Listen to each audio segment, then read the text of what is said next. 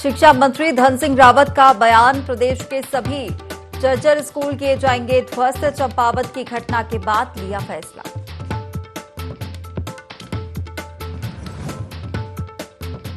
तीन दिन बाद खुला टनकपुर चंपावत राष्ट्रीय राजमार्ग, भारी बारिश के चलते हुआ था बाधित, आवाजाही शुरू।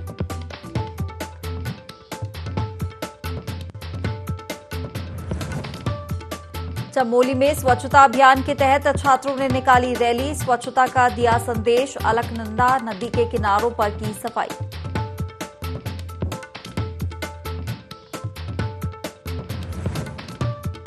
और भारतीय रेल के DRUCC सदस्य ने किया देहरादून रेलवे स्टेशन का निरीक्षण, सफाई के दिए निर्देश, कहा अच्छी भूमिका निभा रहा रेलवे विभाग।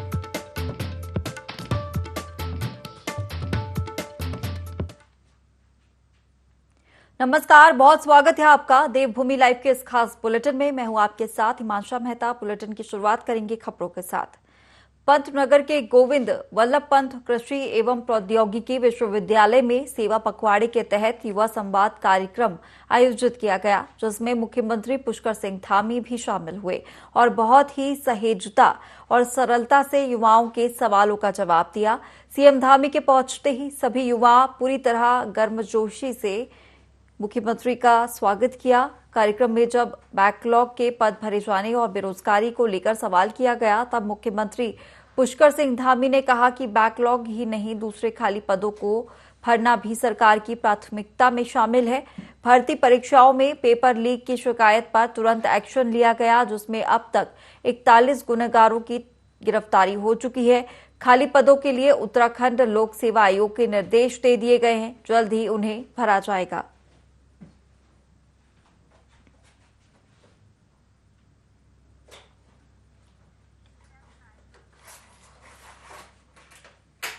खटीमा में बिजली गिरने से 40 साल की एक महिला की मौके पर ही मौत हो गई, वहीं 2 अन्य महिलाएं घायल हैं। घायल महिलाओं का उप जिला चिकित्सालय में इलाज जारी है। देर शाम तीनों स्कूटी से जा रही थी। बारिश होने के चलते महिलाओं ने स्कूटी भी रोकी, तभी यह हादसा हुआ। आगे थोड़ा आए तो वहीं पे बिजली गिरी, रास्ते पे दरवाजे पे बैठे हुए थे, तभी ये घटना हुई। दोनों वैसे घायल हुए हैं। एक तो वो स्कूटी में बैठी हुई थी लड़की, खड़ी स्कूटी में, तब वो गिर गई, और 2 लोग जमीन में बैठे हुए थे। तो जो बाहर को चौखट की तरफ बैठी हुई थी मामी हमारी, तो वो एकदम सीने के बल गिर गई। सीने के बल गिरने से फिर उन्हें होश आया नहीं, यानी हॉस्पिटल लेके आए तो यहाँ पे यानी कि 5 मिनट में डॉक्टरों ने जवाब दे दिया कि यानी एक्सपायर हो। इसमें 3 महिलाएं गांव से आई हैं, जिसमें कि एक ब्रॉड डेड है और बाकी 2 जिनको देख लिया गया है और उनकी स्थिति ठीक है, और एक जो श्रीपुर बिछवा से आई है उनकी भी स्थिति ठीक। वहीं मुख्यमंत्री पुष्कर सिंह धामी नागरिक अस्पताल खटीमा पहुंचे, जहां उन्होंने आकाशीय बिजली गिरने से घायल हुई महिला की मौत पर दुख जताया। साथ ही उन्होंने घायल महिला से मुलाकात कर उसका हालचाल जाना। इस दौरान उन्होंने डॉक्टरों को बेहतर उपचार करने के लिए निर्देश दिए। साथ ही उन्होंने मृतक महिला के परिजनों और घायलों को हर संभव मदद देने का आश्वासन दिया। आपको बता दें कि बीते दिन नंदना गांव में आकाशीय बिजली गिरने से महिला की मौत हो गई थी। मृतक महिला की बेटी और बहू बुरी तरह से इस दौरान झुलस गए थे, जिनका इलाज उप जिला चिकित्सालय खटीमा में किया जा रहा है।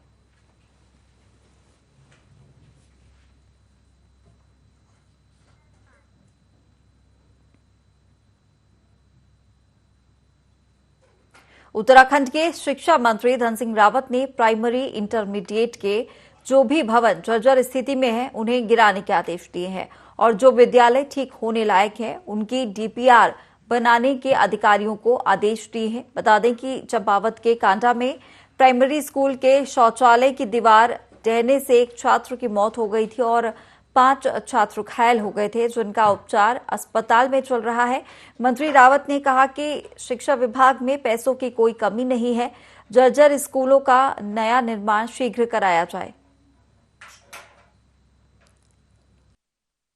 देखिए, हमने जितने भी हमारे प्राइमरी स्कूल हैं और जो हमारे हाई स्कूल और जो हमारे इंटरमीडिएट कॉलेज हैं, जो भी जर्जर हालत में हैं उनको हमने ध्वस्तीकरण के आदेश दिए हैं और जहां भी ठीक होने के लायक हैं उनके लिए डीपीआर बनाने के लिए भी कहा कि भाई उनको ठीक होने, पैसे की कोई दिक्कत शिक्षा विभाग में नहीं है।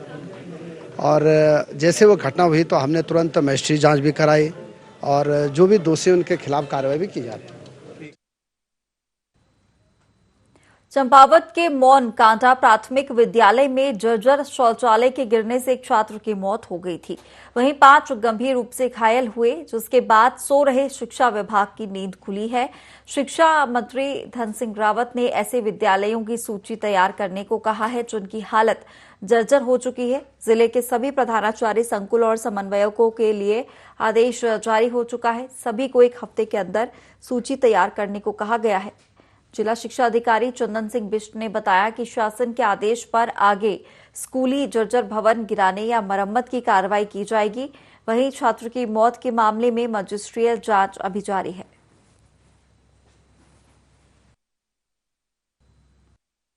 गौरवमयी संस्था को हम एक ऐसा आयाम देना चाहते हैं कि जो वास्तव में पूर्व की स्थितियों में आ पाए। चलो पूर्व की स्थितियों में न भी आए तो सर इसकी जो जर्जर दशा है आज उसको सब देख रहे हैं और खासकर आपके चैनल के द्वारा भी इसको प्रमाणित किया जा चुका है कि यह स्थिति कैसी है इसकी। और इसमें हमने जब इनमें ज्ञापन दिया था अपने डायरेक्टर साहब को भी और अपने जो शिक्षा मंत्री साहब को भी, और उससे पूर्व में आपने जो अपने चैनल के माध्यम से उनसे वादा लिया था कि उन्होंने कहा था अभी चुनाव आचार संहिता है सर, और आचार संहिता खत्म होते ही मैं पुनः यहाँ पर आऊंगा, इस विद्यालय का निरीक्षण करूंगा। अधिकारी महोदय के द्वारा जो है हमें निर्देशित किया गया है कि आपके क्षेत्र में पूरे जनपद चंपावत में जो भी विद्यालय जीर्ण शीर्ण हैं या शौचालय जो है जीर्ण शीर्ण है या जो हमारे किचन कम स्टोर है वो जीर्ण शीर्ण है, उसमें 1 सप्ताह के अंदर, जिसमें कि हमें एक रोस्टर का भी जो है रोस्टर बना दिया है, संबंधित संकुल समन्वयक प्रधानाचार्य जो है प्रत्येक विद्यालय का जो है निरीक्षण करेंगे और निरीक्षण में कौन सा विद्यालय जीर्ण शीर्ण है या कहीं पर जो है ऐसे भवन है जो कि वास्तव में ध्वस्त की कगार पर है, उसकी सूचना जो है 1 सप्ताह के अंदर हमारे पास उपलब्ध हो जाएगी। उसके पश्चात ही हम कोई कार्रवाई कर पाएंगे। धन्यवाद। तो चंपावत जिले में आचार संहिता लगी है, लेकिन चुनाव के बाद में एक बार उस विद्यालय का निरीक्षण करने भी आऊँगा, उसकी रिपोर्ट भी लूँगा और सरकार ऐसे जो है विद्यालयों को जो है बहुत अच्छा जीर्णोद्धार भी करेगी, ज़रूरत पड़ेगी तो उसको अच्छा निर्माण कराया जाएगा। लेकिन हम जो हमारी ऐतिहासिक धरोहर हैं उनको और अच्छा संरक्षण करने का काम सरकार है। संहिता के बाद में एक दिन चंपावत जिले की एक समीक्षा बैठक करने वाला हूँ और 100 दिन मैं टारगेट दे रहा हूँ कि 100 दिन में यहाँ पे टीचरों की भी दिक्कत नहीं होगी, यहाँ पे विद्यालय जो जीर्ण शीर्ण है उनको भी ठीक किया जाएगा, बिजली के कनेक्शन है, पानी के कनेक्शन है, जो भी दिक्कतें हैं वो पूरी की जाएंगी, लेकिन ये सब आचार संहिता के बाद क्या है। चंपावत जिले में हो रही भारी बारिश के चलते चंपावत एनएच पिछले 3 दिनों से बंद था, जिसे आज बड़ी मशक्कत के बाद खोल दिया गया है। एनएच के खुलने से लोगों ने भी राहत की सांस ली है। दरअसल एनएच टनकपुर से चंपावत, पिथौरागढ़ और चीन सीमा को जोड़ता है और ऐसे में एनएच के बंद होने से लोगों की परेशानी बढ़ जाती है। अभी भी एनएच पर खतरा बना हुआ है, जिसे देखते हुए प्रशासन ने सभी वाहन चालकों और यात्रियों से सावधानी पूर्वक यात्रा करने की अपील की है। बता दें कि अभी भी जिले के 15 राज्य मार्ग बंद पड़े हुए हैं, जिन्हें खोलने का प्रयास किया जा रहा है।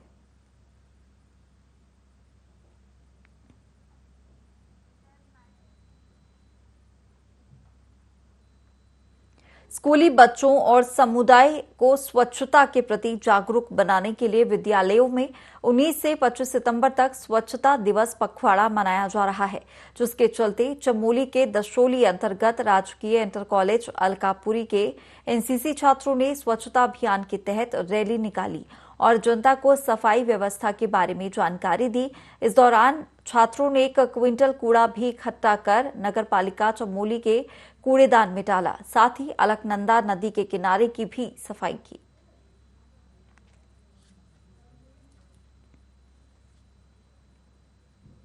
आंचल है और हमारे स्कूल का नाम जीआईसी अलकापुरी है।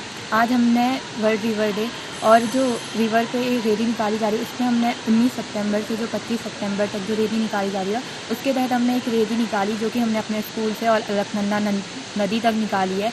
और जो अलकनंदा नदी तक हमने रेती निकाली है उसमें हमने कम से कम 1.5 कुंटल कूड़ा प्लास्टिक इकट्ठा किया है, जिसको कि हमने इकट्ठा किया और लोगों को अवेयर किया है कि जो आपके घर का कूड़ा है आप उसे इधर उधर ना फेंके बल्कि डस्टबिन में फेंके, और जो कूड़ा करकट की गाड़ी आ रही है आप उसे उसमें डालें ना कि इधर उधर फेंके। आज एनसीसी कार्यक्रम के तहत हमारे यहाँ से वर्ल्ड रिवर डे पे जीआईसी अलकापुरी से लेकर के अलकनंदा नदी के किनारे तक एक रैली निकाली गई कैडेट्स के द्वारा, और उस रैली का मकसद था कि नदी के किनारे जो कूड़ा करकट हमारी नदियों को प्रदूषित कर रहा है उस कूड़े करकट को हमने इकट्ठा करवाया। कम से कम बच्चों ने यहाँ से लेकर के और अलकनंदा के किनारे चमोली घाट तक 1.5 कुंटल प्लास्टिक और कूड़ा करकट इकट्ठा करके कम्पैक्ट मशीन जो चमोली में लगी है नगर पालिका की वहाँ पर कंपोजिट के लिए दिया, और वहाँ से फिर रैली वापस जीआईसी अलकापुरी तक आई। हम चाहते हैं कि इस रैली के माध्यम से लोगों को अवेयर किया जाए कि वो प्लास्टिक कूड़ा करकट घर का जितना भी वेस्टेज है उसको नदी के किनारे या नदियों में न बहाएं,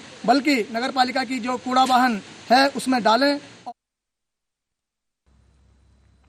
रक्षा मंत्रालय में साइंटिफिक अफसर बनने पर जोशीराम अपने गांव आने की पहुंचे, जहां ग्रामीणों ने उनका फूलमालाओं और ढोल नगाड़ों से स्वागत किया। इस दौरान जोशीराम ने अपनी कामयाबी का श्रेय अपने माता पिता को दिया। उन्होंने कहा कि ऑल इंडिया में 7वीं रैंक हासिल की है। वहीं उन्हें रक्षा मंत्रालय में साइंटिफिक अफसर कार्यभार संभालने का मौका मिला है। बता दें कि जोशीराम ने 2015 में आईआईटी की परीक्षा क्वालिफाई की थी, जिसके बाद उन्होंने दिल्ली में एमटेक की पढ़ाई करने के साथ यूपीएससी परीक्षा पास की।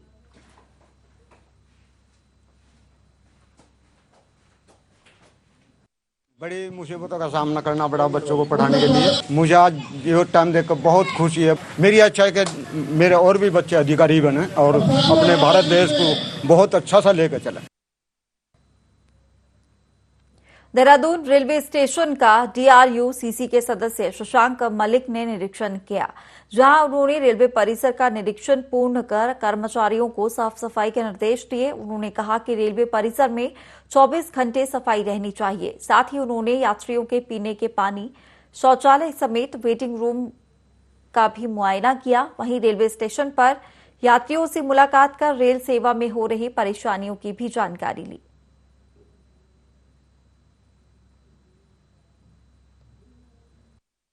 पूरे नॉर्थ जोन से मैं यहाँ पे सदस्य हूँ, तो मैं कोई स्टेशन नहीं छोड़ूंगा नॉर्थ जोन का। ठीक है, यहाँ पे व्यवस्था देखी है, व्यवस्था अच्छी मिली है हमें, लेकिन आगे आने वाले समय में हमारी कोशिश ये रहेगी इसको स्मार्ट बनाया जाए स्टेशन को।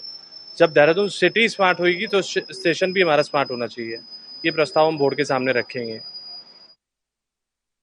चंपावत में बीते 2 दिनों में हुई मूसलाधार बारिश से टनकपुर और बनबसा के क्षेत्रों में भारी नुकसान हुआ है, जिसका जायजा लेने जिलाधिकारी नरेंद्र सिंह भंडारी खुद पहुंचे, जलभराव वाले क्षेत्रों का निरीक्षण किया और संबंधित अधिकारियों को आवश्यक दिशा निर्देश दिए।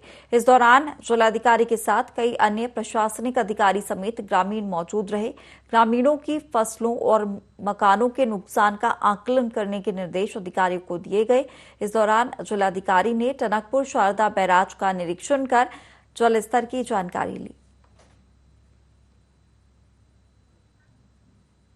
अभी जो बराज में कंट्रोल रूम है NHPC का वहाँ पे निरीक्षण किया है और चीनी गोट में आम बाग में निरीक्षण किया है। तो जो ड्रेनेज प्लान हमारा बन रहा है, अंडर प्रिपरेशन है, उसमें कंसल्टेंसी को हायर करने का टेंडर निकाला हुआ है। तो अभी 3 महीने में वो सर्वे वगैरह सब होगा और 2 महीने मतलब 5 महीने में ड्रेनेज प्लान हम एक्सिक्यूट करने लायक होंगे। छोटी नदी पे 3.5 करोड़ सैंक्शन है, वैसे ही शारदा घाट पे 6 से 7 करोड़ सैंक्शन है। तो वो काम अभी 2-3 महीने में शुरू हो जाएगा। उधम सिंह नगर के किच्छा में इंटरार का कर्मचारी बीते 400 दिनों से हड़ताल पर हैं। कर्मचारियों को बीते कई महीनों से वेतन नहीं मिला है। अब कर्मचारियों ने भूख हड़ताल करना शुरू कर दिया है। तो महिला सहित 10 लोगों ने भूख हड़ताल कर आंदोलन तेज करने की चेतावनी दी है और कंपनी प्रबंधन से जल्द ही अपनी मांगें पूरी करने की बात दोहराई है। वहीं ऐसा नहीं होने पर राष्ट्रीय राजमार्ग पूरी तरह से जाम करने की चेतावनी दी। कर्मचारियों ने कंपनी प्रबंधन पर प्रशासन से सांठ-गांठ कर आंदोलन को कमजोर करने का भी आरोप लगाया है। मजदूरों का शोषण चल रहा है सरकार के द्वारा। ये हम इसके विरोध में आज हमने एक दिवसीय भूख हड़ताल रखा है और जल्द से जल्द अगर इनकी मांगे पूर्ण नहीं होती, ये अगर कंपनी मालिक अगर होश में नहीं आते, कुछ दिनों पहले शायद आपको पता भी लगा प्रकरण के माध्यम से इनके झड़प में, मजदूरों के झड़प में मेरी टांग भी टूट गई थी पुलिस वालों के माध्यम से, क्योंकि जिस प्रकार से बदतमीजी करी थी इन लोगों ने। और बहुत बुरी तरीके से लगता है कि शासन और प्रशासन और कंपनी मालिक मिले हुए हैं, जिसके विरोध में आज हम धरने में बैठे हुए हैं। और इन लोगों ने प्रशासन के किसी भी अधिकारी के ऊपर कोई कार्रवाई नहीं की गई, मजदूरों का फोन तोड़ दिया गया, इनके संग अभद्रता की गई, उसके ऊपर भी नहीं है। तो ये कहीं ना कहीं एक माहौल डर का बना रखा कि ये अपना धरना तोड़ दे। परंतु हम ये है कि जब तक ये मजदूर हमारे टिके हुए और हमारा धरना लास्ट तक चलता रहेगा, जब तक हम लोग हमारी मांगे पूरी नहीं होती। और बहुत जल्दी अब छात्र संगठनों का भी हमारे पास समर्थन मिलने लगा, हमें किसानों का भी मिलने लगा है और सामाजिक संगठन तो समर्थन में थे ही। बहुत जल्दी इस रोड को हम पूरी तरह से जाम कर देंगे, जिसका जिम्मेदार शासन और प्रशासन होगा। 400 दिन पूरे हो गए, पिछले 4 साल से हम लड़ रहे हैं और हमारी कोई सुनवाई नहीं हो रही। शासन प्रशासन बिल्कुल मौन है। इस टाइम अगर देखा जाए तो महिलाओं और बच्चों ने मोर्चा संभाल लिया है अब, और किसान संगठनों ने भी मोर्चा संभाल लिया है। अब हमें भारतीय किसान यूनियन की तरफ से, त्राई किसान संगठन से और भी उग्राहा संगठन से सब तरफ से समर्थन मिल रहा है। और हमने बातचीत की है, 4 अक्टूबर की डेट जो है फाइनल हो गई है। 4 अक्टूबर को हम महापंचायत करने जा रहे हैं यहाँ पर, और उस महापंचायत को बहुत बड़ी महापंचायत हम करेंगे। जो पहले महापंचायत हुई है उससे भी ज्यादा संख्या बल में हम महापंचायत करेंगे। और ये जो हमारे ऊपर अत्याचार हो रहा है, शोषण हो रहा है, झूठे मुकदमे लगाए जा रहे हैं प्रशासन की तरफ से, ये बिल्कुल गैर कानूनी तरीके से कार्रवाई। पिथौरागढ़ व्यापारियों ने व्यापार संघ अध्यक्ष तपन रावत के नेतृत्व में कोतवाली का घेराव किया। व्यापारियों ने पुलिस पर चालान के नाम पर शोषण करने के आरोप लगाए हैं। व्यापार संघ अध्यक्ष तपन रावत ने बताया कि पुलिस प्रशासन ने बिना किसी कारण के ही मोटर मैकेनिकों पर चालानी कार्रवाई की और दुकान के आगे गाड़ी खड़ी करने की बात कहकर 10,000 का चालान काट लिया। तपन रावत ने कहा कि अगर इस तरह की कार्रवाई नहीं रोकी गई तो व्यापारी आंदोलन करने को बाध्य होंगे। पुलिस द्वारा लोगों के अनायास 10,000 के 5,000 के चालान किए गए, उसको लेके आज व्यापारियों में काफ़ी आक्रोश था। उस वजह से हमने आज समस्त व्यापारियों को और पीड़ित व्यापारियों को इकट्ठा कर कोतवाली का घेराव किया। और कोतवाल साहब से बात हुई है, उन्होंने पूरी चर्चा होने के बाद हमें ये आश्वासन दिया है कि सोमवार या मंगलवार को ये चालान नीचे डीएसपी साहब के यहाँ, सीओ साहब के यहाँ जाएंगे, वहाँ पर इसमें वार्ता कर इन चालानों को छुड़ाने की पूरी कोशिश की जाएगी और ये चालान कोर्ट तक नहीं जाएंगे और व्यापारियों का उत्पीड़न नहीं सहा जाएगा। और इसमें हमारे व्यापारियों द्वारा ये निर्णय भी लिया गया है कि अगर इस तरीके की हरकतें भविष्य में होती रही तो सोमवार से हम लोग ये उत्पीड़न के खिलाफ आंदोलन करने के लिए बाध्य हैं। गांधी चौक में ये आंदोलन शुरू भी किया। खटीमा पुलिस अपराधियों के खिलाफ अभियान चला रही है। इसी के तहत पुलिस ने गश्त के दौरान एक अपराधी को गिरफ्तार किया, जिसके कब्जे से 315 बोर तमंचा समेत 2 जिंदा कारतूस भी जब्त किए गए। मामले में एसएसआई ने बताया कि चौकी प्रभारी होशियार सिंह के नेतृत्व में नई बस्ती इस्लाम नगर के आरोपी को गिरफ्तार किया है, जिसे आर्म्स एक्ट के तहत जेल भेजा गया है। निवासी वार्ड नंबर 2 इस्लाम नगर खटीमा, इसको एक अदद नाजायज तमंचा और 2 जिंदा कारतूस के साथ पकड़ा गया, जिसके विरुद्ध थाने में एफआईआर दर्ज की गई और आर्म्स एक्ट के तहत जेल में। ये कंटिन्यू कार्रवाई चल रही। जो असामाजिक तत्व हैं, आपराधिक प्रवृत्ति के लोग हैं, इनके विरुद्ध निरोधात्मक कार्रवाई ये सतत जारी रहेगी। चंपावत में एसएसबी के जवानों ने विश्वकर्मा जयंती धूमधाम से मनाई। वहीं पंचम वाहिनी एसएसबी के कमांडेंट प्रमोद देवरानी के दिशा निर्देश पर एसएसबी परिसर में भगवान विश्वकर्मा की मूर्ति स्थापित की गई, जहां जवानों और उनके परिवारों ने भजन कीर्तन यज्ञ कर हथियारों, वाहनों और उपकरणों की पूजा अर्चना की।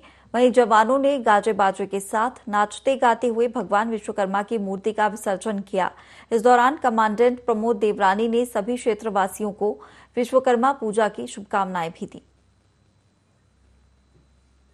पूरा एसएसबी के जो जवान हैं वो विश्वकर्मा पूजा का विसर्जन करने आए हैं और हम लोग पूरे शांति ढंग से पूरा विश्वकर्मा भगवान का विसर्जन किए और पूरे सभी जवानों में हर्षोल्लास है और पूरा उमंग के साथ हम लोग विश्वकर्मा पूजा मनाए हैं। सर अभी तो हम फर्स्ट बार आए हैं, लेकिन इस बार जो है हमारे सेना नायक महोदय के द्वारा, एडजुटेंट के द्वारा ये बहुत अच्छे तरीके से आयोजन किया गया और हम सभी जवानों ने इसमें बहुत अच्छा ढंग से पार्टिसिपेट किया और पूरे जोश से मनाए। चलिए और अब खबर देहरादून से, जहां विदेश जाने से पहले मंत्री के द्वारा किए गए तबादले रद्द किए गए हैं। शहरी विकास मंत्री प्रेमचंद अग्रवाल ने 74 तबादले किए थे। 24 घंटे के भीतर ही सीएम दफ्तर ने इन तबादलों पर रोक लगा दी है। मंत्री ने नगर निगमों, नगर पालिकाओं में राजस्व अधीक्षक, अधिशासी अधिकारी, कनिष्ठ सहायक से लेकर सफाई निरीक्षक के 74 पदों पर तबादले किए थे, जिन पर रोक लगा दी गई है। बता दें कि सीएम दफ्तर ने ये रोक लगाई है। आचार संहिता को भी एक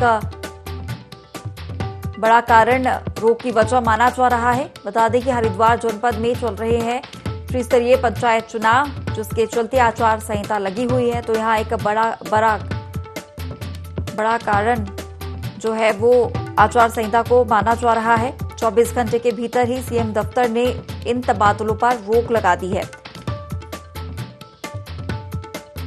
तो खबर देहरादून से, जहां विदेश आने से पहले मंत्री के द्वारा किए गए तबादले रद्द कर दिए गए हैं। शहरी विकास मंत्री प्रेमचंद अग्रवाल ने 74 तबादले किए थे, जिन पर 24 घंटे के अंदर ही सीएम दफ्तर ने रोक लगा दी है।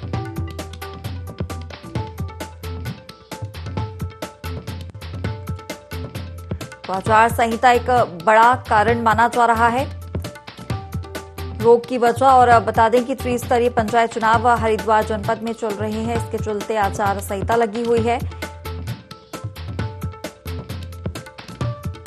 और वहीं 74 तबादलों को फिलहाल रद्द कर दिया गया है।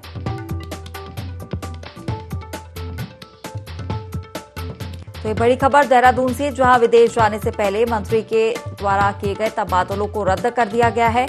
बता दें कि शहरी विकास मंत्री प्रेमचंद अग्रवाल ने ये तबादले किए थे। 74 तबादलों को रद्द किया गया है। 24 घंटे के भीतर ही तबादले होने के 24 घंटे के भीतर ही सीएम दफ्तर ने रोक लगाई है।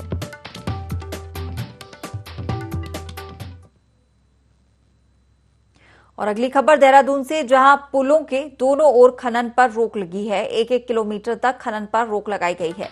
शासन ने सभी जिलाधिकारियों को ये निर्देश जारी कर दिए हैं। अतिवृष्टि के कारण पुलों को हुए नुकसान को देखते हुए ये निर्णय यहां पर लिया गया है।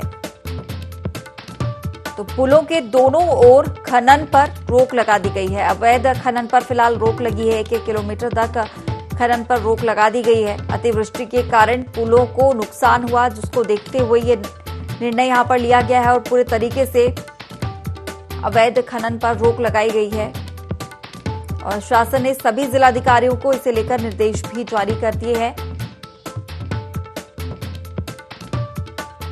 तो एक खबर देहरादून से, जहां पुलों के दोनों ओर खनन पर रोक लगाई गई है। आपको बता दें कि 1-1 किलोमीटर तक खनन पर ये रोक लगी है। शासन ने सभी जिलाधिकारियों को निर्देश भी जारी किए हैं। अतिवृष्टि के कारण पुलों को नुकसान हुआ, जिसे देखते हुए ये बड़ा निर्णय यहां पर लिया गया है।